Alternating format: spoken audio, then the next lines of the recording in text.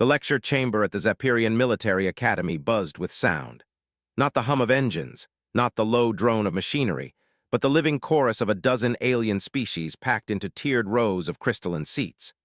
Chittering mandibles, clicking fins, guttural growls, and harmonic tones all mixed into a background symphony of nervous anticipation. Nihil, a young Zapirian cadet with iridescent blue scales, sat rigidly at her desk, her fins twitching as she glanced at her study partner. Adnan, a reptilian Corfac with amber slit-pupiled eyes, tapped his claws lightly against a datapad. Neither spoke. They didn't need to. Everyone in the chamber already knew what the subject of the day would be. Their professor, Vexar, floated into view at the center podium. His crystalline body refracted the overhead light into prismatic beams that scattered across the chamber walls. To other species, Vexar's resonant voice might sound mechanical, but to Nihil and her peers, it was almost music. "Today," Vexar announced, his tone reverberating across the domed ceiling, "we discuss the most controversial ban in galactic military history." The chamber fell instantly silent. The cadets leaned forward, all species united by shared curiosity. The human species, designation Sol 3, remains the only sentient race permanently barred from participating in galactic warfare. Nihil's fins flared. She had heard whispers in the academy corridors, terrifying fragments about humans, but never the full account. Her partner Adnan scribbled notes furiously, his scales shifting to a faintly paler hue, a Corfac expression of unease. Vexar's crystalline form dimmed, the equivalent of a chuckle. "Some of you will assume it is because they are primitive. Their technology lags behind ours by centuries. Their ships are clumsy, their colonies scattered, their military traditions still soaked in blood and myth. An understandable assumption, but incorrect." With a gesture, the crystalline professor activated the holographic projectors.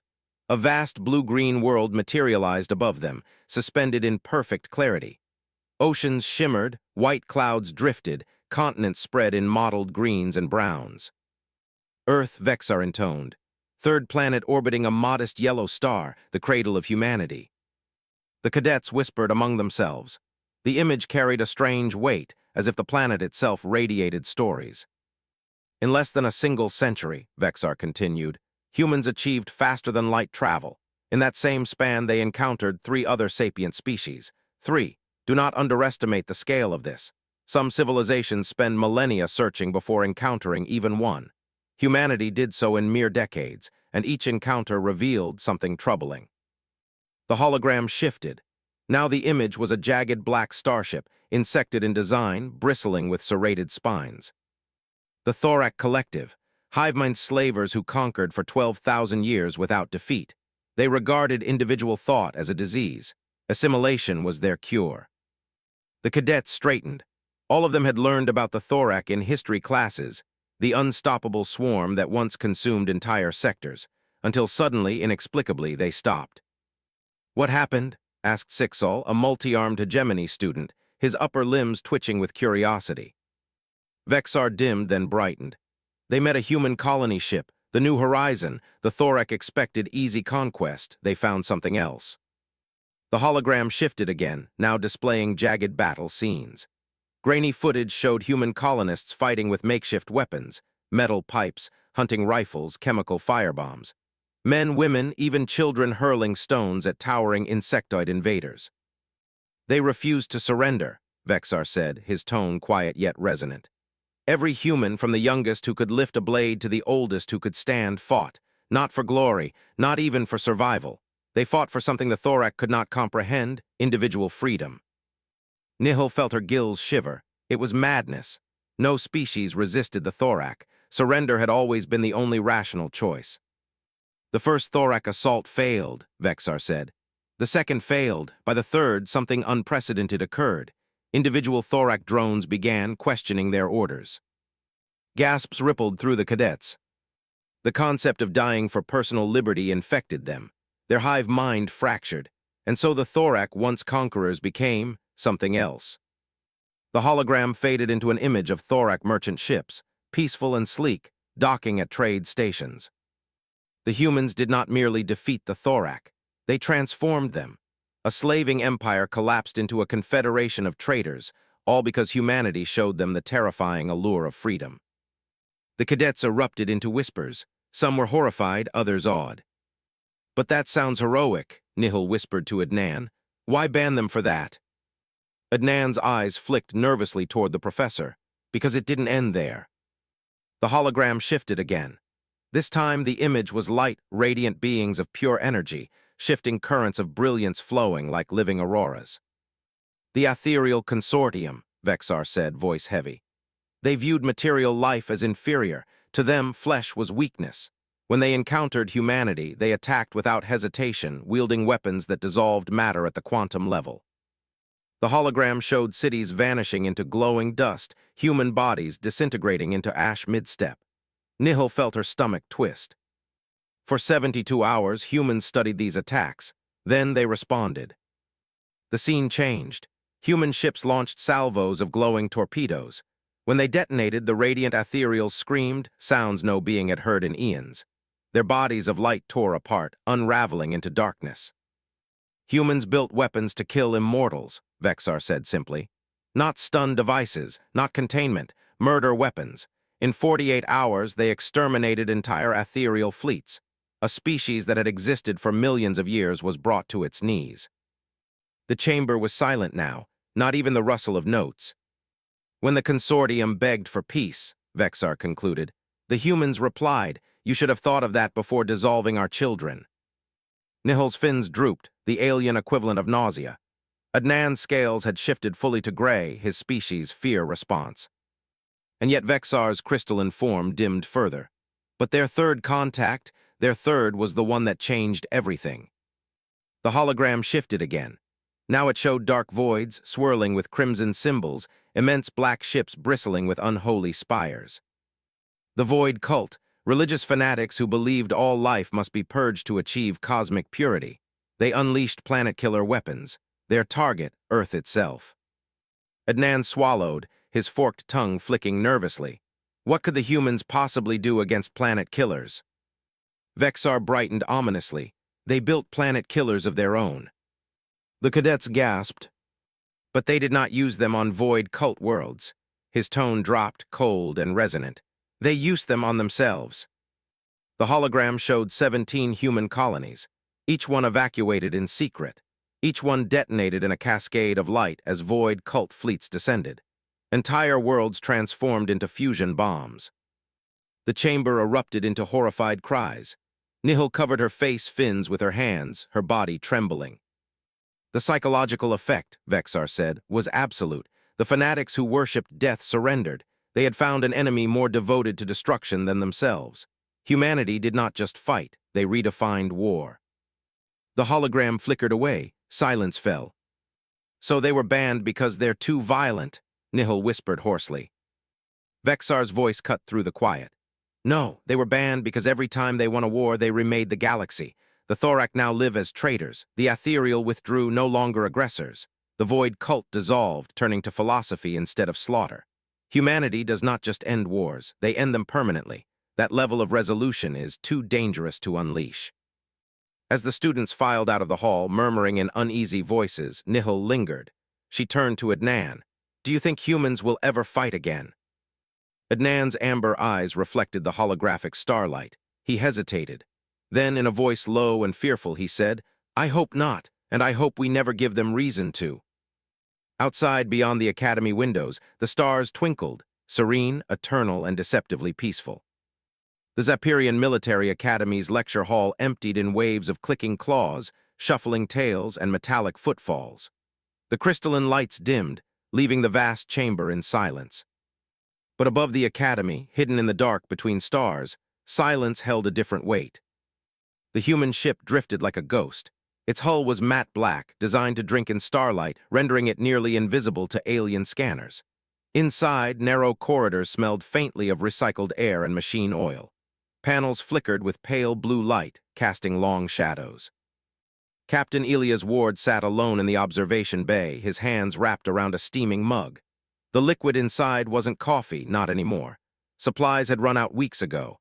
It was some bitter alien substitute traded quietly on a border station. Still, he drank it because ritual mattered. Ward was not young. His hair, once black, had gone steel gray at the temples. His hands were scarred, his knuckles thickened by decades of service. Officially, he was retired, an ex-soldier who had walked away from the nightmares of humanity's first century among the stars. Unofficially, he had never stopped watching. Below, through the ship's long-range sensors, he saw the Academy's crystalline spires, glittering like shards of ice against the alien cityscape. And through stolen quantum taps, he had heard every word of Vexar's lecture. The same lecture repeated across dozens of academies throughout the galaxy, always the same story. Humanity painted as paradox, liberators, executioners, self-destroyers, too dangerous to be trusted with war. Ward's jaw tightened. They never told the whole story. Footsteps approached behind him, soft, precise, not human. "You heard them," came a voice, high, melodic, and faintly buzzing at the edges. Ward didn't turn. "I heard." The speaker stepped into the glow. She was tall, insectoid, but elegant rather than monstrous. 4 slender arms tucked close to her thorax, her wings folded neatly against her back. Chitin gleamed like polished bronze. Her compound eyes reflected the starlight. Lieutenant Keela, once of the Thorac Collective. Ward had saved her life years ago, back when she was still bound to the hive. She had followed him ever since, though he'd never asked her to.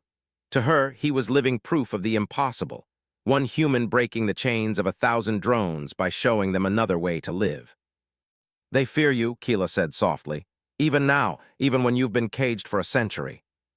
Ward sipped his bitter drink. "Fear's easier than truth." Keela tilted her head. "And the truth?" "That humans don't love war," Ward muttered.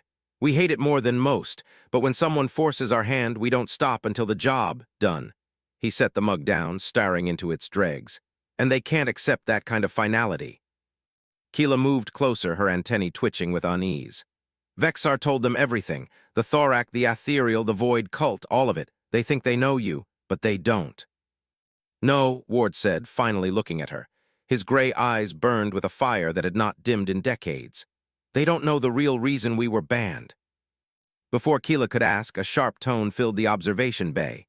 An alert. Ward rose, shoulders stiffening. "Report," he barked. From the comms panel, a young voice answered. "Captain, we're intercepting encrypted Council transmissions. Something happening on the frontier, multiple distress calls."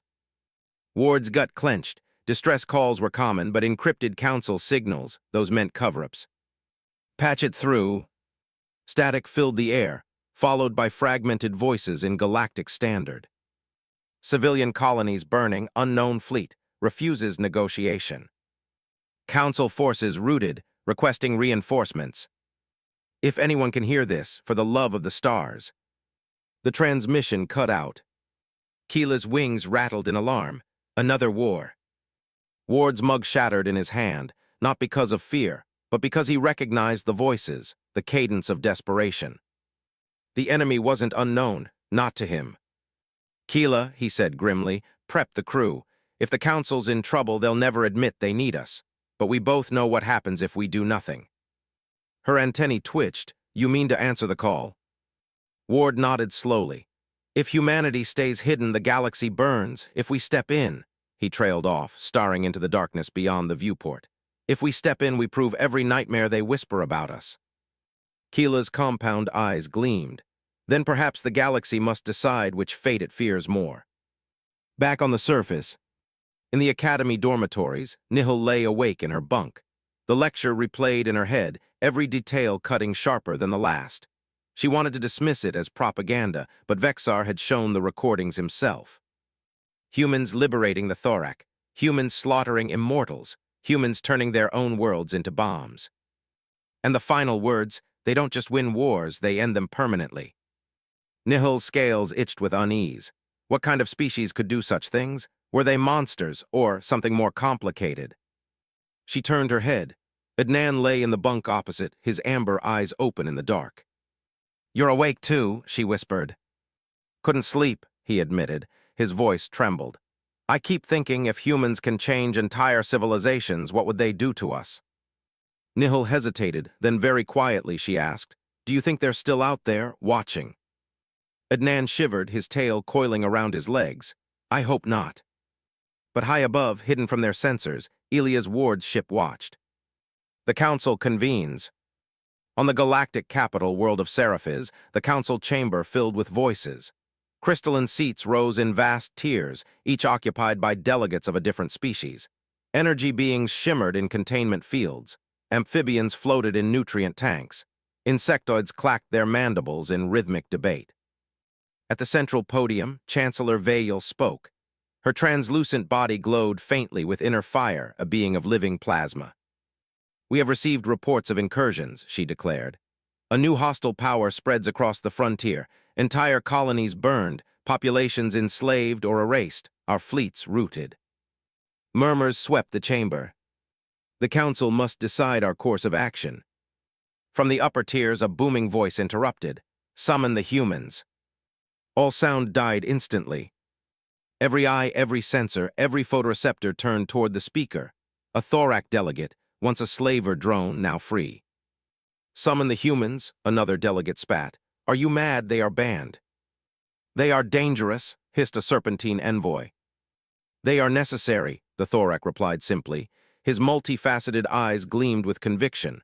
"Without them, we die." Chaos erupted. Voices overlapped, shouts echoed, plasma bodies flared bright in fury. But in the shadows above the chamber, hidden in the observation galleries, where no one was meant to tread, a gray-haired human soldier listened. Elias Ward's lips curved into something between a smile and a grimace. So the galaxy hadn't forgotten him after all.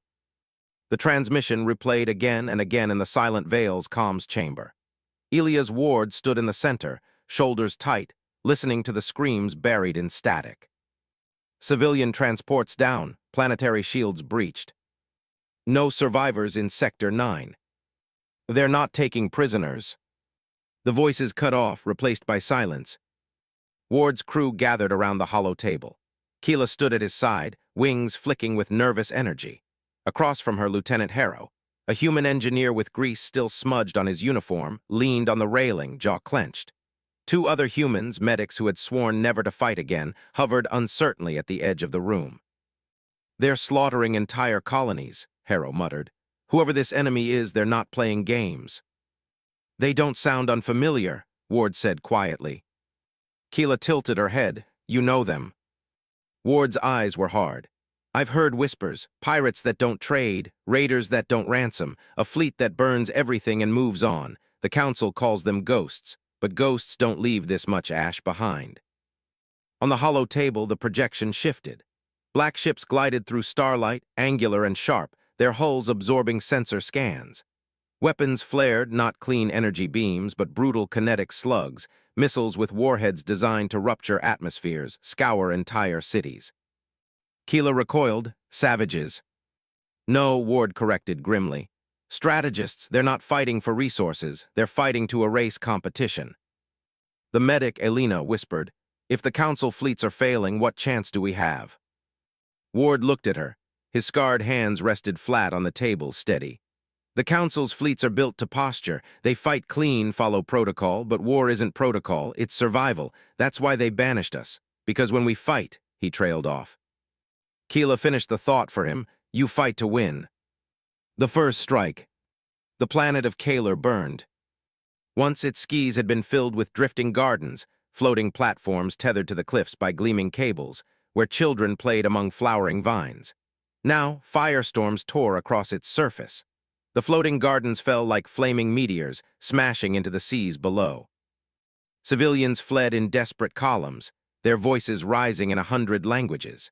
Alien soldiers fought to hold defensive lines, but their weapons were shredded by rail slugs that tore bunkers apart like paper. Above the chaos, the black ships prowled. No insignia, no signals, only silence as they unleashed wave after wave of annihilation.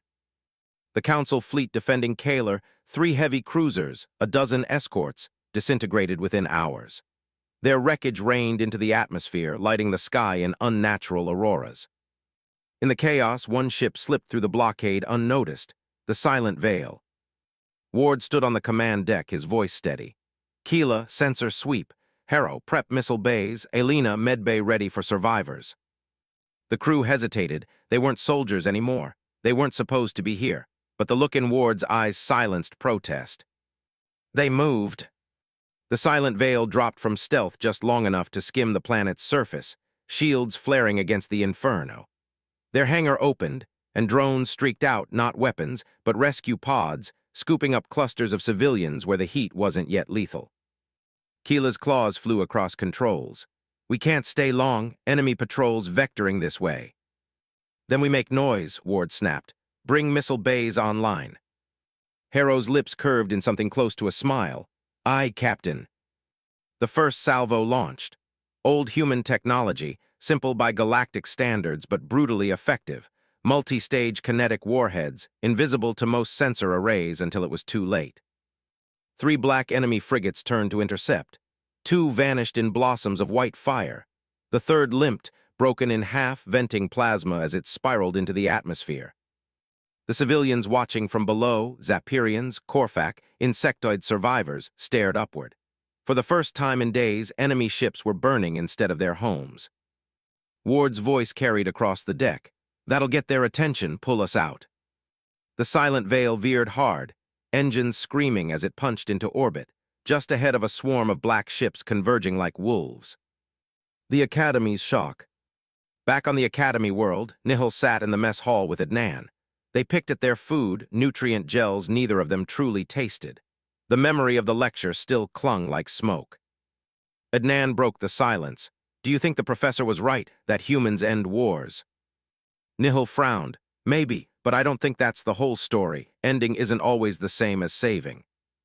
Before Adnan could answer, a sudden tone echoed through the Academy's halls.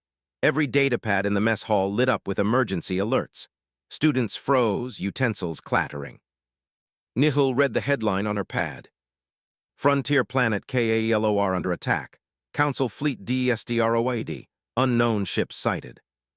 Gasps filled the hall. Cadets whispered frantically. Then another alert, a video feed. Enemy ships burning. Explosions ripping through black hulls. And in the corner of the feed, for just an instant, the silhouette of a ship no cadet recognized. Old design, crude lines, human engineering. Nihil's heart lurched. She whispered, That's a human ship." Adnan's eyes widened. "But they're banned. They're not supposed to."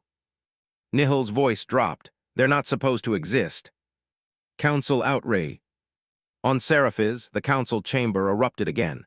Delegates screamed accusations across the tiers. "The humans have returned. This was not authorized. They will doom us all."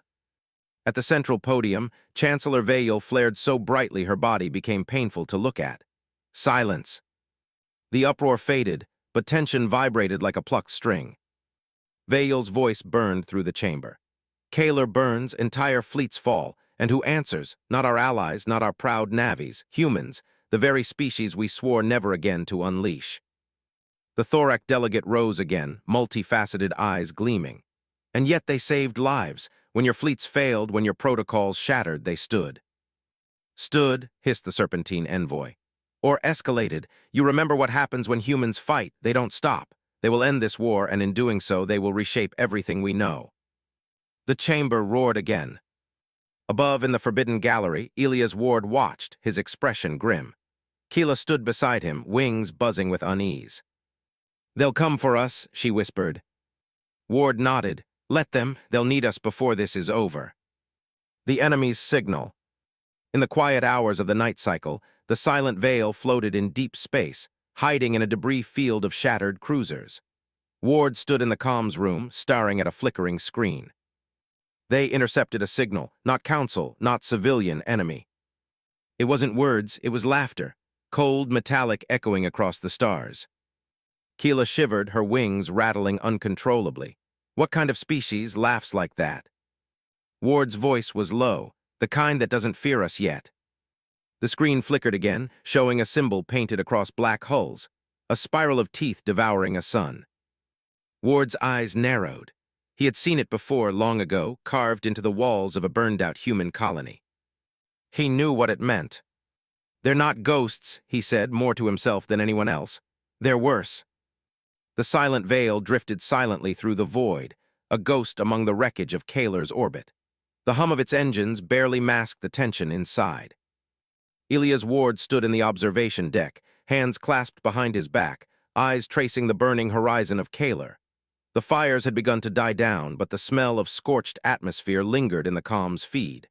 Keela hovered beside him, wings tense, as if sensing the weight of what was to come.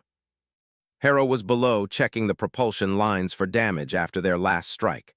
"Captain," he called over the intercom, "the enemy's fleet is regrouping. Sensors indicate multiple jump points opening. They're not leaving Kaler, they're converging."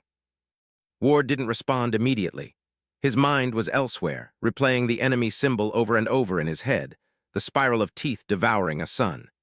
He had seen it before, etched into walls of human colonies long destroyed, the warning left by those who had survived the first wave of attacks decades ago. "They're not just raiders," Ward finally said. "They're systematic. They hunt species, not resources, and they're organized beyond any council intelligence we've ever seen." Keela's antennae twitched nervously. "Then why do they laugh that sound?" "It's intimidation," Ward said. "They want you to feel small, helpless, like nothing you do matters, but it does. Humans, we've always fought the impossible and survived." Council in disarray. Meanwhile, on Seraphiz, the council was unraveling. Every delegate had received the feed from Kaler, and the implications were staggering. Chancellor Vale slammed her clawed hands on the podium. "How could we have been so blind?" Her luminescent body pulsed with anger. "The humans were banned for a reason, and yet here they are single-handedly preventing a massacre." The Serpentine envoy hissed from the upper tier. "They always were dangerous. They adapt. They survive. And now they interfere in wars that are not theirs to fight." The Thorak delegate spoke calmly, a stark contrast. "Perhaps dangerous, yes, but effective. Countless lives have been saved. They acted where our fleets failed." Vale's gaze hardened. "And what happens if they overreach? If humans decide to intervene on their own terms, disregarding our rules, our alliances?" A murmur spread across the chamber. Every delegate knew what that meant. The humans were not bound by protocols, traditions, or treaties. They answered only to necessity and to each other. Vale leaned back exhausted. "We must contact them, offer coordination." Several delegates erupted. "Contact them. They're banned. They're unpredictable. They'll take control if we reach out." Vale held up her claw. "We have no choice. Kaler burns, and if humans do not act, more worlds will fall." The truth about the enemy. Back aboard the Silent Veil, Ward convened his crew in the command deck. Hollow maps of the frontier flickered across the table, dotted with red markers, the enemy's known positions. "Everyone sees this," Ward began. "What we're facing isn't just another war faction. They're ancient, older than the Council itself. They've been behind multiple extermination campaigns, hiding behind protocol and fear." Keela's claws tapped nervously on the table. "How do you know this?" Ward's voice grew quieter, almost reverent. "Because my people survived it once, and I've studied their campaigns, pieced together what the Council refuses to acknowledge. They hunt not for conquest, but for species control. They catalog, test, and destroy. And Kaler was just a trial." Harrow's jaw tightened. "Then what's the plan? We can't stop them alone." "No," Ward admitted. "We can't, not alone, but we can buy time. We can disrupt their strategy, save lives, and force them to reveal themselves fully. That's when the galaxy can prepare or die trying." Elena the medic frowned. "So we're bait." "No," Ward said firmly. "We're the shield, the first line. Humanity has always been banned from galactic conflicts for this reason. We don't follow rules, we break them to protect life." Keela's voice was almost a whisper. "And the Council, won't they try to stop us?" Ward smiled faintly. "Let them try, they'll need us soon enough." Infiltration. To disrupt the enemy, Ward had a plan. It required landing on one of the black ships, small but heavily defended, and uploading a virus into their central control system. The virus was not destructive. It simply scrambled communications, delayed coordinated attacks, and exposed structural weaknesses. "It's suicide," Harrow said bluntly. "Maybe," Ward admitted. "But if we don't act, Kaler won't be the only planet in flames, and we can't wait for Council permission. They're too slow, too bureaucratic, too afraid of humans." Keela frowned. "You're asking humans to die for aliens they barely know." Ward's gaze swept across the crew. "We're asking them to live, to save countless others. That's who we are." The crew went silent. Every human on that ship had faced death before, some in war, some in engineering catastrophes, but none had faced an enemy like this. Harrow finally nodded. Then let's get it done. The first boarding. The infiltration team prepared in silence. Ward, Keela, Harrow, and 2 medics suited up in adaptive stealth armor. The silent veil approached the black ship slowly, using the debris as cover. Elias watched the enemy ship through sensors. It pulsed with energy, black hulls absorbing light, weapons dormant but ready. "Remember," he said, voice steady, "we're here to disrupt, not destroy. Get in, plant the virus, get out." Keela's wings flexed as she activated her stealth protocols. "And if we get caught?" Ward didn't flinch. "Then we fight, like humans always do." They breached the hull quietly, a small entry pod crashing silently onto the ship's surface. Ward led the way, moving like a shadow through corridors lit by eerie, pulsating lights. Alien guards passed, unaware, their sensors failing to pick up adaptive camouflage. They reached the control hub, a cavernous chamber humming with energy. Ward connected the virus module, fingers flying over alien interfaces, translating their signals in real time. Harrow glanced at the readout. "We're in, uploading now." The screens flickered. Alarms began to sound not in their sensors but across the enemy network. Ward felt the ship shudder. Systems were destabilizing. The virus worked. Suddenly, a shadow fell across the doorway. Black-clad enemies, larger than anything they'd seen, with eyes glowing crimson, blocked their escape. Ward whispered, "Time to fight." The control hub was a storm of noise and lights. Crimson-eyed sentinels filled the doorways, their hulking frames radiating lethal intent. Ward crouched behind a console, Keela flaring her wings to cover the squad's flanks. "Ready?" Ward asked, voice low. Harrow's hand hovered over his pulse rifle. "As ready as we'll ever be." Ward gave the signal. In a synchronized movement, the humans and Keela leapt from cover, firing, dodging, and striking with a precision born of desperation. The enemy lunged with inhuman speed, and for a moment, it seemed like the invaders would overwhelm them immediately. But then something shifted. The virus Ward had uploaded began to ripple through the ship's systems. Doorways slammed shut, power conduits sparking. Enemy coordination faltered. The crimson-eyed sentinels froze mid-step, their internal comms scrambled. "Now," Ward shouted. The squad moved as one, exploiting the chaos. Every human action was amplified by the virus. A single punch sent a sentinel tumbling into a control panel. A well-placed shot triggered cascading power failures. Keela darted between columns, her wings whipping sparks and metal fragments, a blur of alien and human synergy. Even so, it was brutal. Harrow grunted as a sentinel caught his arm. The force nearly tore him off his feet. Ward swung a stun baton, cracking the creature's skull. Keela's claws raked another, and the medic rolled a stunned enemy away from Harrow, giving him just enough time to rise. Amid the chaos, Ward noticed a smaller chamber at the heart of the hub. A pulsing orb of light hovered there, the central intelligence core. If they could reach it, the virus could spread fully, crippling the ship's offensive capabilities. "Go for the core," Ward barked. They sprinted, dodging falling debris and enemy fire.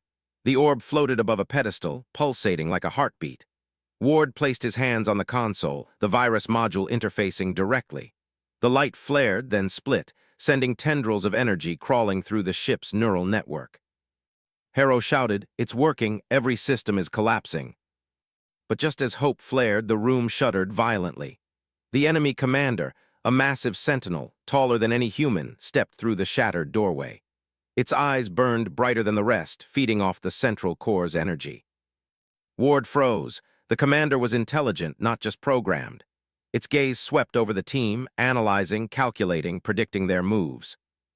Keela hissed, wings expanding. "It knows." "Yes," Ward said, "and it doesn't care."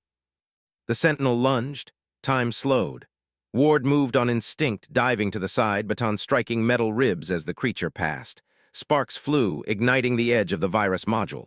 Harrow fired point-blank, but the bullets barely scratched the armored hide. Ward's mind raced. Every human tactic, every improvisation, every trick he had learned from centuries of warfare flashed before him. There was only one option left. "Keela, flank left. Harrow, cover me." Keela obeyed instantly, a living shadow tearing through the enemy's blind spot. Ward sprinted toward the core pedestal. The Sentinel turned, sensing the threat, and the battle became a blur of violence and instinct. Ward leapt, shoving the virus module into the orb itself. The light exploded outward, enveloping the chamber. Alarms screamed, the ship groaned, and the floor buckled. The Sentinel roared, a sound that vibrated through bone, and the energy tendrils wrapped around it, immobilizing it in a cocoon of disrupted circuits. The team staggered, breathing hard. Ward looked around, sweat and grime streaking his face. Is everyone alive? Harrow limped forward, still breathing. Keela's wings drooped, for now. Ward didn't respond. His eyes stayed on the central core, flickering violently. The virus had spread, but at what cost? The Council watches. On Seraphiz, the Council monitors were awash with reports. The humans had not only survived, they had crippled a ship long considered unstoppable. Every delegate leaned forward, eyes wide. Impossible, Vale hissed. They were supposed to fail. They adapted, said the Thorac delegate. They always do. We underestimated them, again. Vale's glow dimmed. We cannot ignore this. Humanity must be involved directly. If we refuse now, more species will die and the blame will fall on us. Whispers erupted across the chamber. Delegates argued over protocols, regulations, and the consequences of contacting banned humans. But the truth was undeniable. The galaxy's survival depended on them. Vale slammed her clawed hand. Send them an invitation, but make it clear we expect obedience. Aftermath on Kaler. Back aboard the Silent Vale, Ward surveyed the battlefield below. Kaler's fires still raged, but the human intervention had given the colonists a chance to evacuate. Entire fleets of small rescue shuttles carried the wounded and displaced to safety. Elena treated injured aliens in the medbay, her hands steady despite the chaos. She looked up at Ward. You're insane. Ward smiled faintly. Probably, but it worked. Keela perched nearby, wings folded, eyes scanning the starfield. Do you think they'll come back? Ward's gaze darkened. They'll regroup. They always do, but next time they'll know humans won't be easy prey. Harrow leaned against a bulkhead, rubbing his shoulder. And the Council, what now? They can't just let us keep doing this.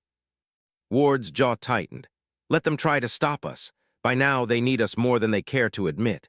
And when the next war comes, they'll remember why humans were banned in the first place. A soft alarm chimed. Ward checked the console. Multiple transmissions from the Council marked urgent. He sighed. Looks like we're about to find out how much they respect human independence or how desperate they really are. Keela tilted her head. You think they'll cooperate? Ward didn't answer immediately. His eyes lingered on Kaler's burning surface. They will, or they'll regret it. The Silent Vale drifted in orbit above Kaler, its hull scorched from the battle but holding. Ward stared at the Council's message, replaying it again and again. Every word was deliberate, calculated. Your assistance is required. Compliance is mandatory. Resistance is not tolerated. He slammed his fist against the console. Mandatory? They don't understand who they're dealing with. Harrow rubbed his temples. They do. Ward, they've seen what you can do. You just crippled an entire warship. They don't want to fight humans. They want to control them. Keela hovered nearby, wings twitching nervously. Control is not the same as cooperation. You know this. Ward nodded slowly. I know, but the galaxy isn't going to wait while we debate morality. They want us to fight on their terms. Elena entered the room, bandages in hand, her face pale but determined. Ward, what if they're right? What if humanity needs to take orders to prevent a catastrophe? Ward shook his head. Then we lose what makes us human. Adaptability, ingenuity, empathy. They want soldiers. We are something else entirely. Diplomacy of defiance. The team convened in the strategy room. Holomaps of the galaxy flickered, highlighting hotspots of unrest, colonies under attack, and enemy concentrations. Ward's fingers traced the paths. Every line represented lives, every dot a potential death. Vale's image appeared on the central screen, holographic claws crossed over her chest. Captain Ward, she began, voice calm yet icy, your heroics on Kaler are commendable. However, the Council will not tolerate insubordination. You will join the Allied forces and follow directives or face severe consequences. History will remember your decision. Ward's jaw tightened. History will also remember when humans were forced to fight against their own principles. Vale's glow flickered. Do not mistake caution for weakness. Humanity is banned for a reason, your species. Unpredictability can destabilize entire campaigns, yet your skill is undeniable. Will you obey or will you defy? Ward turned to his team. Their eyes were heavy with the weight of the choice. Each of them knew that obedience meant saving lives but sacrificing autonomy, while defiance could ignite galactic chaos. Hera whispered, "We've never followed orders blindly. Why start now?" Elena added, "And yet if we don't act, billions might die, even aliens we don't know." Keela's eyes met Ward's. "Sometimes trust is more important than power. We must choose who deserves it." Ward inhaled deeply. "Then we do what humans always do. We find a path no one expects." Planning the unthinkable. The team spent days in the Silent Vale's strategy room, running simulations, debating strategies, and testing contingencies. Every scenario assumed they were outnumbered, outgunned, and politically constrained. Ward leaned over a star map. "The Council wants us in their chain of command. That gives them access to information, and that's dangerous. We can't allow their protocols to dictate our actions, not fully." Harrow's fingers tapped nervously on the console. "So, we play both sides." "Exactly," Ward replied. "We cooperate enough to gain trust, but we maintain autonomy. The moment we see the enemy moving to destroy civilians, we act, on our terms." Elena frowned. "That's a lot of responsibility." Ward's expression softened. "It's not just responsibility, it's a promise. We're not tools, we're not pawns. We save lives without losing who we are." Keela's wings twitched. "Humans are strange, unpredictable, but that unpredictability it can inspire." "Then inspire we shall," Ward said, his eyes scanning the galaxy that stretched beyond their viewport, infinite and perilous. A shadow moves. While Ward and his team plotted, an unseen presence monitored them. Within the council, a faction whispered in hushed tones, resentful of the humans' defiance. They could not afford unpredictability, they needed control. Vale had allies, but not all trusted her vision. The more the humans succeeded independently, the more the dissent grew. Rumors began circulating. The humans must be contained or eliminated. Ward had no knowledge of this yet, but the signs were subtle. Communications were being rerouted, intel seemed delayed, and patrols in supposedly safe sectors increased. Harrow noticed first, "Something off, these transmissions, they're being intercepted. Someone's watching us." Ward didn't flinch. "Let them watch, it tells us exactly what they think of us." Keela's claws tapped against the metal floor. "Be careful. Observation often precedes action, and action is rarely gentle." Ward nodded, acknowledging the warning. "Then we prepare. We move fast, we strike smart, and we trust no one completely, but we trust each other." The Council's choice. Days later, Ward received a second transmission from Vale. The tone was sterner, the message more demanding. "Immediate deployment to the front lines. Full compliance expected. Resistance will be met with force. Consider this your final warning." Ward stared at the holomap. The front lines were chaotic, thousands of worlds under siege. The enemy was growing bolder, more aggressive, and their strategy was evolving. Every delay would cost lives. Elena asked quietly, "Will we obey?" Ward didn't answer. He turned to Keela and Harrow. "We obey only enough to survive, then we act. Humanity was banned for a reason. They fear what we can do when we decide for ourselves. That's our strength, and we cannot give it up." Harrow exhaled sharply. "So we go into the teeth of battle under their rules, but with our own agenda." Ward's smile was grim. "Exactly, and if we succeed, we may prove that no ban can hold back humanity when survival and compassion demands it." The first strike. The Silent Vale approached the nearest conflict zone, a fractured planet orbiting a gas giant, cities burning beneath a crimson sky. Hundreds of ships engaged in a deadly ballet above, lasers carving streaks of light across the darkness. Ward's team prepared, weapons loaded, medkits stocked, and virus modules ready for deployment. The humans would join the Council's forces, but on their terms. Every action calculated to save the maximum number of lives, every maneuver a testament to ingenuity and courage. Keela looked out the viewport, wings brushing the controls. "They won't know what hit them." Ward's gaze hardened. "And when they see what humanity can do, they'll remember why we were banned in the first place." The ship dove into the battle, engines roaring. A lone human squad ready to defy expectations and change the course of the Galactic War. The battle raged above the crimson skies of Kalar.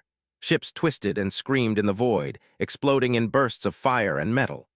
The silent veil maneuvered through the chaos, a single thread of defiance weaving between impossible odds.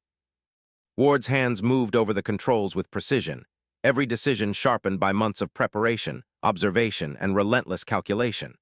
Beside him, Harrow coordinated with local resistance forces, sending evac signals to endangered colonies. Elena tended to injured crew, her hands steady even as explosions rattled the ship. Keela's wings flexed with every evasive maneuver, her claws tapping the panels, anticipating enemy patterns as if she were part of the vessel itself. "Incoming capital ship at 3 o'clock, Harrow shouted. "Shield penetration in 2 minutes. Ward's eyes narrowed. "Then we make it impossible to hit, deploy decoys and vector the fighters through the debris field." Keela's voice was sharp and confident. "They're adjusting, they know our patterns." Ward grinned. "Good, let them think they know, that's when we strike." The silent veil danced between firestorms, dodging lasers and missiles. For a moment, time seemed suspended. A galaxy in turmoil, but within the ship, humanity moved as one, calculating every chance and risk. The enemy revealed. Amid the battle, the encrypted message Ward had received earlier echoed in his mind. The voice had belonged to someone, or something, within the Council, a faction that saw humanity's unpredictability as a threat to galactic order. Now, the enemy revealed themselves fully, a fleet of experimental warships, sleek and black, designed to counter human tactics specifically. Vale's earlier words rang in Ward's ears. "Your species' unpredictability can destabilize entire campaigns." The Council had weaponized fear into reality. Harrow's jaw tightened. "They've built this just to take us out, and yet they didn't anticipate everything." Ward's fingers flew over the controls. "Exactly. That's the advantage of thinking differently. Humanity adapts, they innovate, and they never give up." Elena moved past them, distributing medkits and energy shields. "Don't underestimate the stakes. These ships aren't just machines, they're targeting every human on every allied front." Keela's eyes glimmered. "Then we end this, not for orders, not for protocol, for survival, for life." The turning point. Ward's team executed a daring maneuver. The silent veil slipped through the enemy formation, weaving unpredictably, while Harrow hacked into the enemy fleet's AI. Every system disrupted, every ship forced to fight in confusion. Lasers collided, missiles detonated in midair, and entire squadrons spun helplessly. Vale appeared on the hollow screen, her glow flickering. "Captain Ward, your actions are remarkable." Ward's voice was firm. "Remarkable or reckless depends on your perspective, but it's working." Vale's expression hardened. "You risk more than just your life. Humanity's defiance could ignite irreversible consequences." Ward didn't flinch. "Then let it. If the galaxy can't trust humans to choose life over control, then maybe it needs to learn the cost of fear." Across the battlefield, civilians were evacuated, critical infrastructure protected, and enemy ships neutralized, not by brute force alone, but through ingenuity, foresight, and compassion. Humanity's approach was unlike anything the Council had imagined, not as soldiers, but as saviors.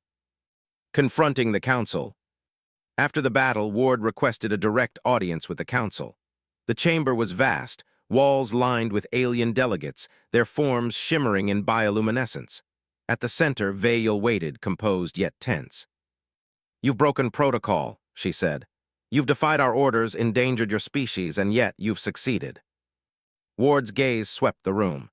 "We did what humans always do. We saved lives. We acted when others hesitated. That's why you banned us, because you feared what we could do when free to choose." Vale's glow dimmed slightly. "You gamble with the galaxy. You've shown ingenuity, but at what cost?" Ward stepped forward.